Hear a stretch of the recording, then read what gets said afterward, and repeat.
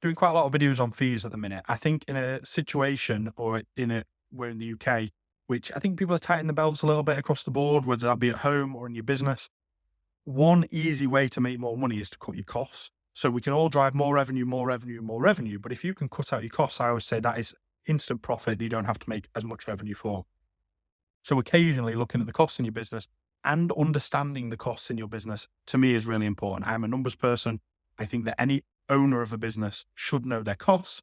If you're in a bigger business, you might have finance directors that do that, but you still need to understand certain things. And the bigger your business gets, the higher that level is, the threshold that you should be interested in.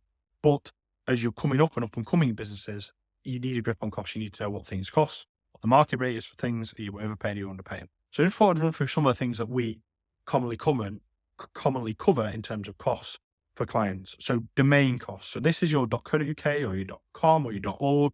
These domains, if you go to any website, 123reg, GoDaddy, somebody like us, each, they tend to do you a deal at first where you might get the first year free.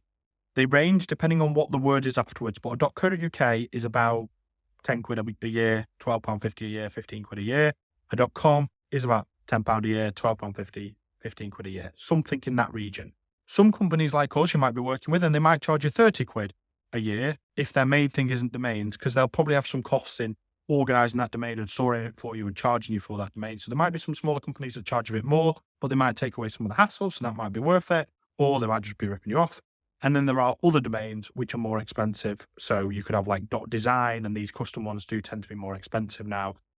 That is when you buy wholesale and you're buying like off the main registrar rather than buying off somebody that already owns it. That is your yearly registration fee. If somebody already owns the domain, you have two options. Three options. You either get given it by them, which is unusual, you buy it off them, or you wait for them to not renew and you buy the domain. So domains, it's.co.uk.com, 10 quid a year, 15 quid a year is probably not too far out. Some people say, should I have both? Do I need both or whatever? I tend to recommend for UK businesses, you should buy the .co.uk and .com. And if you are UK based, just use .co.uk. If you're global, use .com. In reality, it actually doesn't really matter anymore. The bigger you get, the more protection you might want around your domains, but there are so many domains nowadays. There are thousands that it can cost you a fortune in trying to protect your name against all these domains and spoof emails and people trying to hack you. So just be careful. Don't get carried away. We know many people that own loads of domains. 10 to 15 quid a year is fair. Anything much higher than that, 30, 35 quid a year is about what I've seen some, agencies and middlemen charge. Much higher than that, you're probably getting ripped off unless it's a unique domain.